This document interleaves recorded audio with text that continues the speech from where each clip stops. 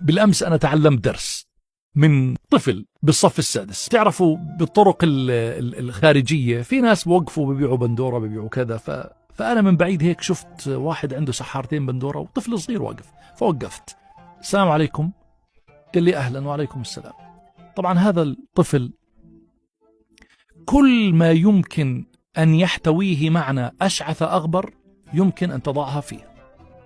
كل معاني أشعث أغبر يمكن أن تضعها بهذا الفتى. فأسفت لوضعه منذ أن رأيته.